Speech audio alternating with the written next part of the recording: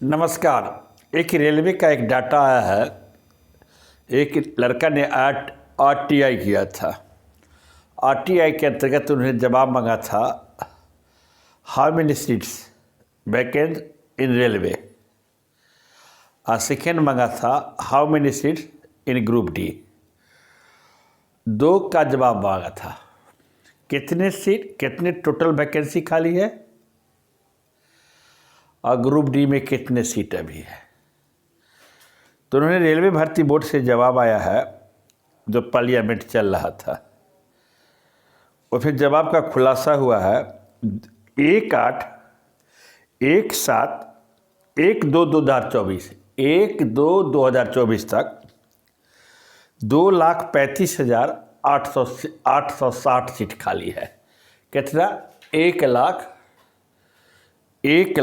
2,35,860 seat. कब तक खाली है?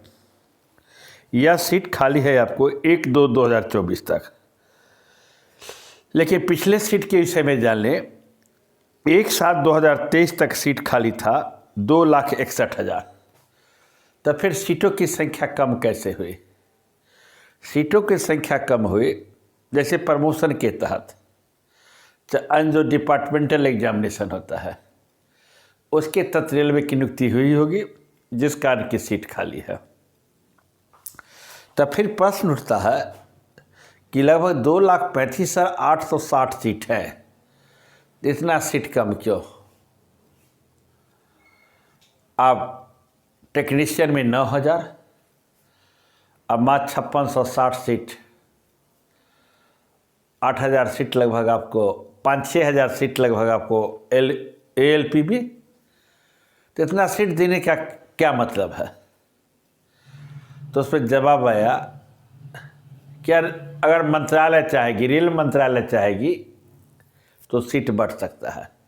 ये टोटल किसके बाद पाला गया है? रेल मंत्रालय के पास। लेकिन वेट कीजिए, सीटों की संख्या बढ़ती है कि नहीं बढ़ती है? ग्रुप डी में कितनी सीट है स्पष्ट रूप से नहीं आई है कि ग्रुप डी में कितने सीट है।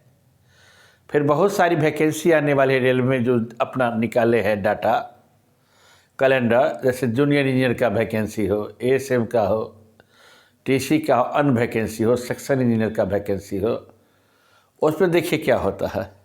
लेकिन अभी तक 2,35,860 सीट खाली है 1/2/2024 तक। लेकिन सरकार क्यों नहीं निकालती है सीट, समझ में नहीं आता। इसका अर्थ हुआ कि जब चाहती है सरकार हम बिल्कुल मजबूत है, अगला इलेक्शन निकाल लेंगे, तो सीट निकालेंगे क्यों? और हो सके कुछ सीट को लेफ्ट भी कर सकती है सरकार।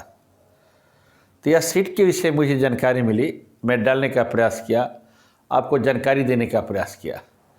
फिर मिलता हूँ अगले वीडियो में। जय हिंद, जय भारत।